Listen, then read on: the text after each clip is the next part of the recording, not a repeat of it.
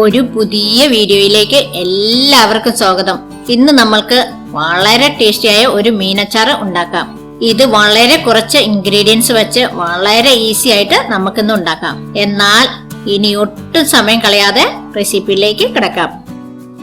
മീനച്ചാറ് ഉണ്ടാക്കാനായിട്ട് 600 gram frozen നെത്തോലിയാണ് ഇന്നിവിടെ എടുത്തിരിക്കുന്നത്. ഇത് ക്ലീൻ ചെയ്ത് വച്ചിരിക്കുന്നതാണ്. മീൻ ആദ്യം തന്നെ ഉപ്പുവെള്ളത്തിലിട്ട് നന്നായിട്ട് വാഷ് ചെയ്തെടുക്കാം. ഇപ്പോൾ മീൻ ഉപ്പുവെള്ളത്തിലിട്ട് വാഷ് ചെയ്ത് വെള്ളമില്ലാതെ ഇവിടെ എടുത്തിട്ടുണ്ട്. ഇനി ഇതിലേക്ക് 1 ടീസ്പൂൺ കാശ്മീരി മുളക് പൊടി, 1/2 ടീസ്പൂൺ മഞ്ഞൾപ്പൊടി, 1/4 ടീസ്പൂൺ കുരുമുളക് പൊടി, അതോടൊപ്പം 1/2 ടീസ്പൂൺ വെളുത്തുള്ളിയുടെ പൊടിയും കൂടി ചേർത്ത് കൊടുക്കുകയാണ്. ഇനി വെളുത്തുള്ളിയുടെ പൊടി കയ്യിൽ ഇല്ലാത്തവർക്ക് വെളുത്തുള്ളിയുടെ പേസ്റ്റ് ചേർക്കാവുന്നതാണ്. ഇനി ആവശ്യത്തിനുള്ള ഉപ്പും കൂടി ഇട്ട് നന്നായിട്ടൊന്ന് മിക്സ് ചെയ്തെടുക്കാം. ഇപ്പോൾ മീൻ നന്നായിട്ട് മിക്സ് ചെയ്തെടുത്തു. ഇനി ഇത് 1 മണിക്കൂർ ഫ്രിഡ്ജിൽ വയ്ക്കുകയാണെങ്കിൽ നന്നായിട്ട് എരിവും ഉപ്പും മീനിലേക്ക് പിടിച്ചു കിട്ടും. ഇവിടെ 1 മണിക്കൂർ കഴിഞ്ഞപ്പോൾ മീൻ ഫ്രിഡ്ജിൽ നിന്നും തിരിച്ചെടുത്തു. ഇനി ഇത് ഫ്രൈ ചെയ്തെടുക്കാം. മീൻ ഫ്രൈ ചെയ്തെടുക്കാനായിട്ട് ഒരു പാൻ അടുപ്പത്ത് വെച്ച് ചൂടായി വന്നിട്ടുണ്ട്. ഇനി മീൻ വറുക്കാൻ ആവശ്യത്തിനുള്ള കുറച്ച് സൺഫ്ലവർ ഓയിൽ ഒഴിച്ചു കൊടുക്കാം. എണ്ണ ചൂടായി വരുമ്പോൾ മീൻ ഇട്ട് കൊടുത്ത് ഫ്രൈ ചെയ്തെടുക്കാം. മീനിന്റെ ഒരു വശം ഫ്രൈ ആയിട്ടുണ്ട്. ഇനി തിരിച്ചുകൂടി ഇട്ട് ഫ്രൈ ചെയ്തെടുക്കാം. ഇപ്പോൾ മീൻ ഇവിടെ 2 വശവും ഫ്രൈ ആയിട്ടുണ്ട്. ഇനി വേറൊരു പാത്രത്തിലേക്ക് കോരി മാറ്റാം. ഇനി ബാക്കിയിരിക്കുന്ന മീനെല്ലാം ഇതുപോലെ വറുത്ത് കോരിയെടുക്കാം. നമ്മുടെ മീൻ മുഴുവനും ഇവിടെ വറുത്ത് എടുത്തിട്ടുണ്ട്. ഇന്ന് മീനച്ചാറ് ഇടാനായിട്ട് ഇവിടെ ഒരു വലിയ കഷ്ണം ഇഞ്ചി, 25 അല്ലി വെളുത്തുള്ളി, അതോടൊപ്പം 4 പച്ചമുളകും ചെറുതായി അരിഞ്ഞ് എടുത്തിട്ടുണ്ട്.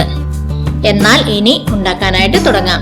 ഒരു പാൻ അടുപ്പത്ത് വെച്ച് കുറച്ച് എള്ളെണ്ണയാണ് ഒഴിച്ചു കൊടുക്കുന്നത്. എള്ളെണ്ണയിൽ അച്ചാറ് ഉണ്ടാക്കുകയാണെങ്കിൽ ഒരു പ്രത്യേക ടേസ്റ്റ് ഉണ്ട്. ഇനി എണ്ണ ചൂടായി വരുമ്പോൾ 1 ടീസ്പൂൺ കടുക് ഇട്ട് കൊടുക്കാം. കടുക് ഒന്ന് പൊട്ടി വരുമ്പോഴേക്കും കുറച്ച് കറിവേപ്പില കൂടി ഇട്ട് കൊടുക്കാം. ഇനി അരിഞ്ഞു വെച്ചിരിക്കുന്ന പച്ചമുളക്, വെളുത്തുള്ളി, അതോടൊപ്പം ഇഞ്ചിയും കൂടി ഇട്ട് ഒരു ലൈറ്റ് ബ്രൗൺ കളർ ആകുന്നവരെ വഴറ്റിയെടുക്കാം. ഇപ്പോൾ ഇഞ്ചിയുടെയും വെളുത്തുള്ളിയുടെയും കളർ ഒന്ന് മാറി വന്നിട്ടുണ്ട്. ഈ സമയത്ത് 2 ടേബിൾ സ്പൂൺ കാശ്മീരി മുളക് പൊടി കൂടി ഇട്ട് ഒന്ന് മൂപ്പിച്ചെടുക്കാം. മുളക് പൊടി ഒന്ന് മൂത്ത് കഴിയുമ്പോൾ കുറച്ച് വിനാഗിരി ചേർത്ത് കൊടുക്കാം. അതോടൊപ്പം ആവശ്യത്തിനുള്ള ഉപ്പും കൂടിയിട്ട് മിക്സ് ചെയ്ത് ഒന്ന് തിളപ്പിച്ചെടുക്കാം. ഇന്ന് 1 ഗ്ലാസ് ചൂടുവെള്ളം കൂടി ചേർത്ത് കൊടുക്കുന്നുണ്ട്.